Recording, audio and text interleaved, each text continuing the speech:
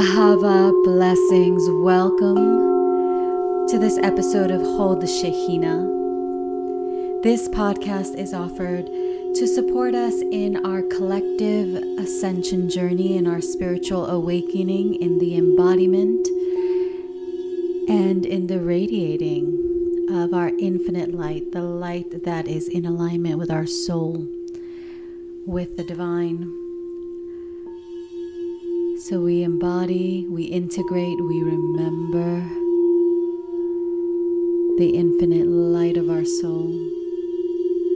I am your host. My name is Aurea. I am how do we explain all of the wonderful hats I wear?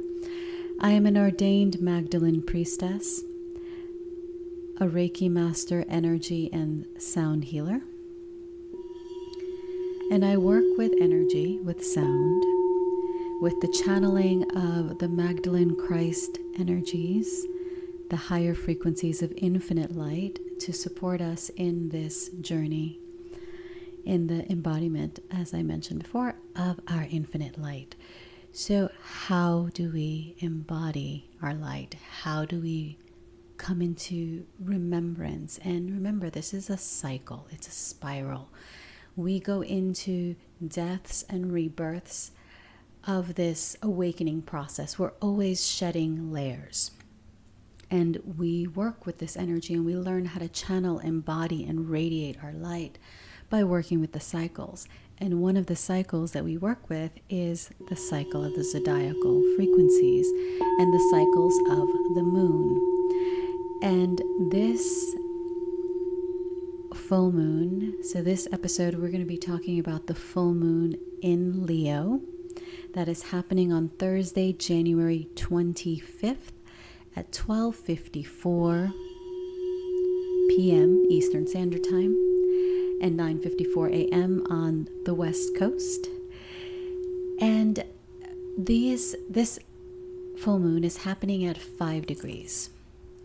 So we're going to first dive into the numerology, because as every word has a frequency, every number holds a frequency as well, just as everything in creation, every tree, every zodiacal frequency, every flower holds a unique resonance. Your own physical body and the organs within it hold a specific vibration. So let's dive in to the significance of the number 5. The number 5 is associated with Mars, which is a fiery energy. It is associated with movement, with momentum, with action that is oriented towards our goal. So it's the channeling of our action. It is about self-mastery. It is about the physical realm, because remember, the 5 elements are what manifests into matter. So it's the physical realm, but also the physical body. So everything that has to do with movement and creation, with freedom, independence, with knowing what you want and going for it. It is a fiery energy, as I mentioned, and it is the energy of the divine masculine. So it is a very powerful energy to be working with during this full moon, particularly because the full moon is in Leo. And Leo is a fire element sign. It is a sign that is very powerful. It is associated with sovereignty. It is the king, the lion. The lion is the king of the savannas of the animal kingdom. I was going to say the jungle, but I don't believe there are lions in the jungle. So maybe panthers or jaguars. But anyway, you catch my drift. It is sovereignty. It is power. It is creation and creativity. Leo is all about self-expression, authentic expression. It is anything that is creatively motivated is something to work with. So if you need to move your body, if you need to dance, if you love to sing, write, paint, anything that gets your creative juices flowing, this is what you want to be working with this cycle. Because this moon is let's see, the sun is conjunct Pluto, so it's all about transformation, and the sun is yourself. So it's about, again, the self-mastery, the transforming and rebirthing of the self. And in the Aramaic spirituality that Yeshua and Mary Magdalene and the Christ lineage, the Christic school, I guess we'll call it that, they followed these lunar cycles. And they worked with the Aramaic letters. The Aramaic letters are the letters that are said to have created everything. All of creation was created and brought forth through these frequencies. So the Aramaic letter that created Leo is the Aramaic letter Tet, T-E-T. And it is associated with the number 9 in numerology. And the number 9 is all about endings and new beginnings. It is the cycles of completion. It is pregnancy. And it is also nurturing and taking care of the light within us. And the light that I speak of is that huba, that sacred flame of holy desire, that light that is the infinite light of the divine that is within you. I mentioned that Leo is the heart. So Tet, let me see, what else can I say about Tet? The letter Tet is all about that Kundalini energy, the awakening and channeling of it. It can symbolize two things. So we're going to go into what these two things are. It can symbolize the coiled up serpent that is unpurified, that is ready to attack, or the creation of something new, the birthing of something new that is pure. So it is that raw power of that Kundalini energy and the awakening and the channeling of it. So the question becomes, how do we channel it? And remember, Tet and Leo is connected to power. They are connected to power. How are we using our power? Are we using it to create, or are we using it to manipulate? How are we using our light, that light of our soul? How are we channeling it into creation, into light, into even more, generating even more light? And it's about being mindful of how we utilize our power. And I'm sure that there have been many of us may currently feel this way, that we don't necessarily trust ourselves with our power. We don't think we will do the right thing, or we have not done the right thing, quote unquote, in the past. So we're hesitant to move forward and create new things because something in the past didn't work out.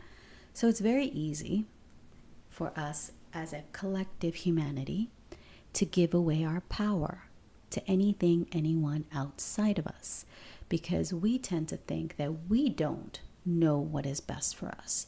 We have been trained and programmed to believe that we don't know what's best. That there's always some other authority outside of us that knows what is best for us. And so we give away our power.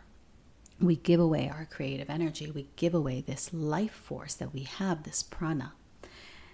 And then we notice how our lives don't necessarily get simpler. They don't get better, because we're constantly giving away our energy and our power instead of allowing it to reside within you and channeling it, aligning with your highest light and channeling it in that direction. So this brings us to spiritual sovereignty, to really, and spiritual sovereignty is that energy of power, the true essence of power. Knowing that you are one with the divine, you are creation, creating infinitely, you are the Bereshit, which is the first word of the Genesis in Aramaic. So it's all about igniting that fire within you, that fire, that holy flame that is your sole purpose, your mission, and bringing it forth into the world, birthing with that energy.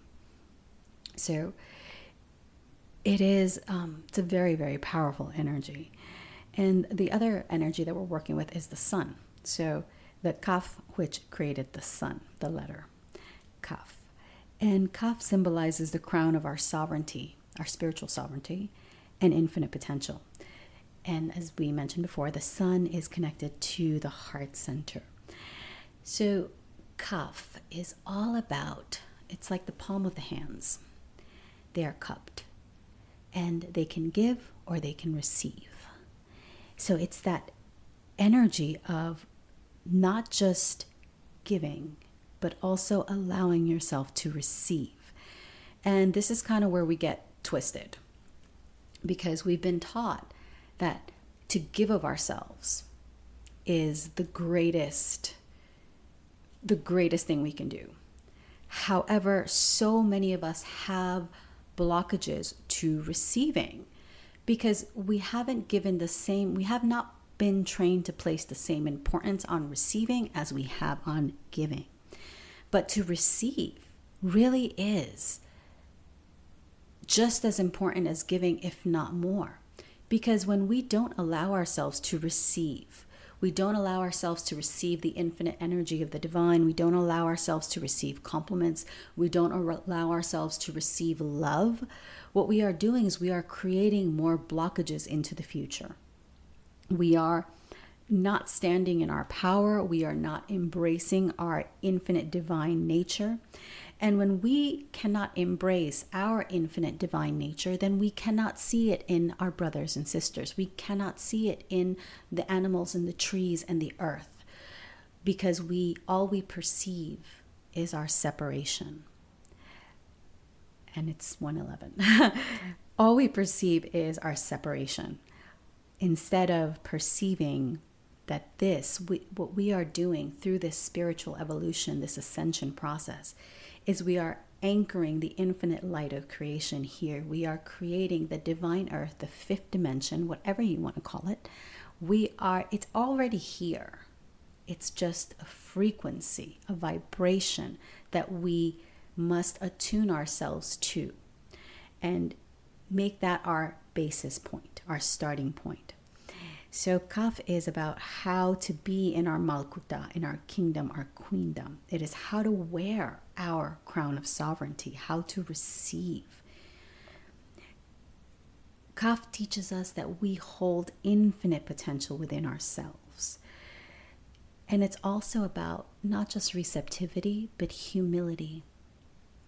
Having that humble heart that knows that you are divine, but also knows that you are not better than anyone else, because all beings, all life holds that same infinite potential.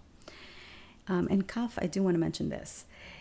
It's the number 20, and it means duality coming into unity.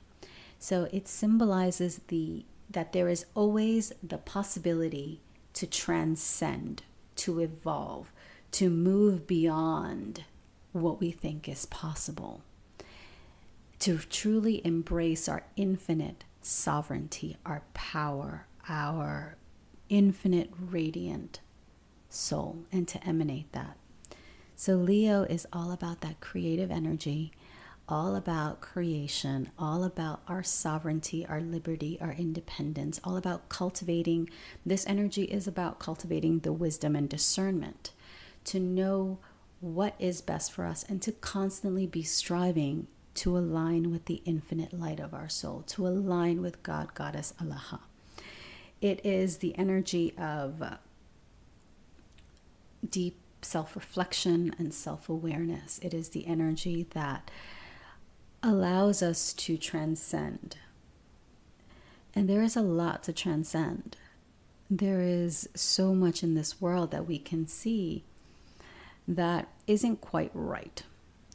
And it's not so much that it's not quite right in a bad or right-wrong dualistic perspective, but it's not quite right in the sense that it's not allowing the infinite light to flow through. It is creating hindrances, or it is creating division and separation and more animosity and more hatred. And we've done that as a collective humanity. We've been there, done that.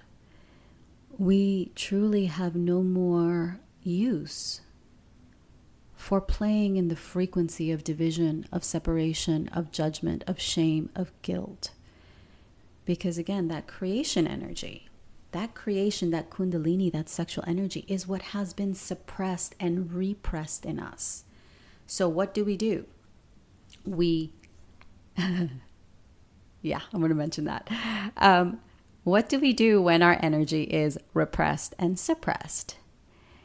We wind up channeling it and creating distortions. We channel it in a way that feeds more separation and create more distortion instead of creating more alignment, more harmony, more love, more joy, more peace. So this is the choice, and we are the only creatures on this earth that have been gifted free will. And this is our choice. Our choice is to choose how to channel this raw, potent kundalini sexual energy. What are we doing with it? How are we utilizing it? Are we employing it to bring in more light, to generate more light? Or are we creating more distortion, more separation, more division? So because this is the energy of Leo, and Leo is the king, so according to Gnostic biblical, the zodiac that is associated with Dendera and the Egyptian traditions, Leo is actually the last sign, and it's the journey of the queen, the virgin. And virgin does not mean not touched sexually. Virgin simply means whole, pure, and pure in a spiritual sovereign kind of way. The journey of the queen, Virgo, through the zodiacal wheel, holding the seed of creation to unite with the king and to birth the divine child. And the divine child is us. It's humanity. It's Adama. So this is a very powerful time. So since we're mentioning that, I did want to mention about the distortions. Because we are working with, we all have sexual energy we work with. And when we don't purify and properly channel our creation energy, it winds up staying in the lower chakras, which creates more separation and division and all that stuff that isn't in harmony with the fifth dimensional, the higher light that we wish to bring in. I do want to mention that this is the same energy that has been distorted in humanity, in women in particular. That feeling that to be someone who is fully expressed as a woman is something to be frowned upon. Our sexuality, our sensuality, our desire is something that is looked down upon. It is guilty, it's shameful, it's dark, it is all kinds of things. And unfortunately, what some people have done was take this energy of distortion, distorted sexuality, and while they say that it may be that their expression is the freedom of the female, we notice how this has been done with Mary Magdalene. Mary Magdalene was never actually called a prostitute in the homily by Pope Gregory. He did say that she could be the penitent woman that, and this is back in the 5th century, or was it 4th? I don't remember. Somewhere back there, where the distortion began. And it basically, he said that she could have been the penitent woman who was about to be stoned for adultery. And there's also the distortion of the seven demons. So the 7 demons that were cast out of Medium of Magdala, Mary Magdalene, was the purification of the 7 energy centers, which is something we all do. It's something we all have within us and must work to purify. So it's very interesting how woman has been vilified, ostracized, been seen as the temptress and all this, and all of these frequencies now, all of these people that view Mary Magdalene as the embodiment of female sexuality fully expressed. That's not really what womb healing is. That's not what womb work is. And that's not what the frequency that she held. Her frequency was not one of wanton sexuality. Her frequency was one of unconditional love. And what one of my teachers and I, what we have spoken about was how interesting it is that while Mary Magdalene has been incredibly sexualized, particularly here in the US and the West, Yeshua has not. And I invite introspection on this, because Yeshua is seen as an ascended master, a high holy being, a teacher, a healer. There are Gnostic Gospels that do say he was trained in the Egyptian mystical arts as well as the Kabbalah and the Hebraic ones, and he studied with the monks from the Far East, from Tibet. So he was learned in the mystical arts. So was Mary Magdalene. There's no other way to say it. So was Mother Mary. So was Grandmother Anna. So was all of these light beings of this Magdalene Christic lineage. They all held higher wisdom. They all embodied the Shekhinah, the Chokhmah, the wisdom of the divine feminine. Yeshua embodied it. Mary Magdalene embodied it. Yet we don't sexualize Yeshua. And we should ask ourselves why we think it's okay to sexualize a high holy being if it's in a feminine embodiment, but we don't do that to the masculine. Why do we as a society, as a collective, revere and place more stock and importance on the words if it's coming from a masculine embodiment rather than a feminine one? Because this is something that I've noticed in many people across cultures.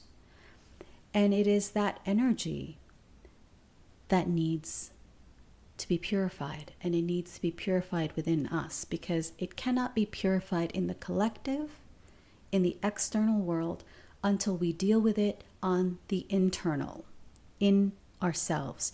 Because every one of us holds this energy on some level, in some degree, in some way, shape, or form. And it does not make anyone a bad person. It doesn't mean they don't anchor the light. It doesn't mean they're not doing their work. It simply means there is work to do. And I hold the utmost compassion for people. And it's often easier for me to hold it for other people than it is for myself. So when I tell you to please hold yourself in grace, hold yourself with the utmost compassion, because this work we do is not easy, I'm really also speaking to myself. Doesn't matter how many mistakes we've made, doesn't matter how many times we have failed, doesn't matter how many times we have not discerned dark from light. We always have the opportunity to start again, to create a new beginning, to align with our light, and to create infinitely. We hold the potential for we hold the infinite potential within us.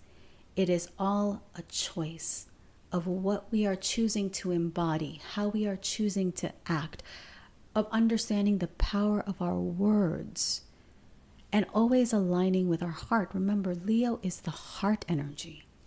Leo is the energy of creation. So it is that fusion between the heart and the womb, purifying the waters of our creation, of our womb energy, channeling it up into the heart and up into the crown chakra and beyond, to unite with the infinite light of the divine.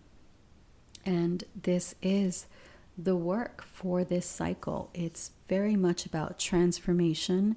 It is very much about empowerment. It is very much about sovereignty and spiritual sovereignty. It is about creation. It is about channeling our creative energy into the light, generating more light, aligning with our soul, with our destiny, with our mission. And that doesn't mean that, we're stuck on one timeline. It simply means that we have the opportunity to transcend wherever it was. So feel your emotions. Whatever comes up for you is what needs your attention. We don't do spiritual bypassing. We don't do, everything's love and light and harmony and rainbows and unicorns and butterflies. No, we don't do that. We come to our heart. We bring ourselves into alignment with the divine, and we again and again, as many times as we need to, align ourselves with the infinite light of creation, align ourselves with our soul. Choose to birth more light into the world. Choose to embody more light. Choose to radiate your light. And know that you are held, you are protected, you are infinitely guided by the higher realms. And it's all, while your destiny may have been written, we always have the ability to transcend and to evolve beyond it, to create something new and something beautiful with our light. So that, in a nutshell, kind of a long nutshell, well, it's not that long, it's only about 27 minutes, is the energy of this full moon in Leo. Leo is one of my favorite signs. I'm often confused for a Leo because I have a huge stellium in the fifth house, which is the house that Leo rules. So I give off a lot of Leo energy, even though I'm a Cancer. So it's beautiful, generous, loving energy. So again, it's all about the heart. It's coming back to the heart, expanding the heart, clearing away any distortions from the heart and from the womb space. So I invite you to share with me how you are feeling this full moon, because it's kind of intense, or it's a lot intense, because the planet is being bombarded by solar storms. So all of the energy that is being sent out, emanated from the sun, is hitting the earth. So there's a lot of energy that is being received by the earth, by us. And whether you notice it or not, these frequencies are running in the background. However, when we become conscious and aware of them, we can work with them as opposed to working against them. So I welcome your comments, your thoughts, and I would love to hear how you guys are receiving this energy and what it's making you reflect on.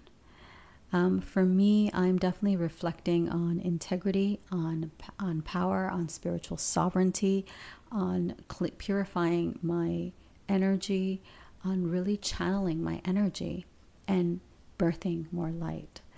And it's very intense at times, but it's very worth it. So I invite you to please listen to the sound activation that is following this episode and is the companion for it, and will allow us to really receive the energies. And we're going to be working with some amazing crystal alchemy bowls that are in the C sharp, F, and G sharp, to really allow us to purify the etheric template, the womb energy, the heart, and allow us to expand and fully receive the wisdom that we need. Remember, the full moons are about receiving the illumination. It's about completion, the fullness of the cycle, receiving the completion of the cycle. And then as we start waning 3 days after, whatever shedding and letting go that needs to be done, that you received wisdom on during the full moon, that would be a great time to do a shedding, a letting go, and just let go with grace. And don't forget to feel your emotions. Your emotions are powerful indicators as to what we need to look at within ourselves in order to purify and to embody and radiate more of our infinite light. I thank you so much for listening. Do tune in next week and have a blessed day of the goddess. Have a blessed full moon. And remember, if you are hearing this later on and it's not the full moon in Leo, then you must need the Leo energy somehow. Remember, everything comes to us in the right time. We are never in the wrong place. Everything is happening for us, not to us. Have a blessed day. Ahava.